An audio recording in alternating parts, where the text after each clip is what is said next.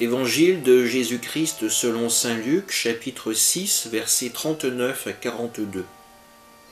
En ce temps-là, Jésus disait à ses disciples en parabole, « Un aveugle peut-il guider un autre aveugle? Ne vont-ils pas tomber tous les deux dans un trou?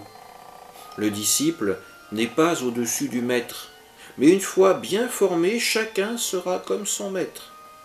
Qu'as-tu à regarder la paille dans l'œil de ton frère, alors que la poutre qui est dans ton œil à toi, tu ne la remarques pas?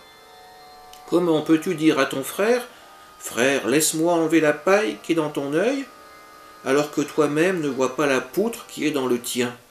Hypocrite, enlève d'abord la poutre de ton œil, alors tu verras clair pour enlever la paille qui est dans l'œil de ton frère.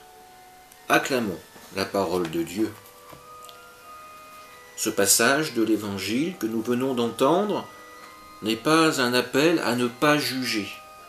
De même, il n'est pas un appel à tout mettre sur le même plan. Jésus nous rappelle simplement qu'en tant que chrétiens, nous ne sommes pas encore complètement adultes dans notre foi. Si nous sommes comparés à des aveugles, comment pourrions-nous alors guider les autres?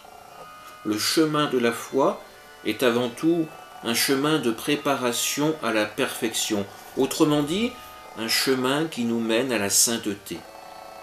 Jésus nous le dit, si nous acceptons sa parole, si nous acceptons de nous convertir, alors nous pourrons devenir comme notre Maître. Apprendre la miséricorde est tellement dur pour nous. Toutefois, si nous voulons vivre notre foi, si nous voulons la partager, l'annoncer à ce monde d'aujourd'hui, alors nous devons commencer par écouter, par apprendre et par appliquer, à mettre en œuvre tout cela.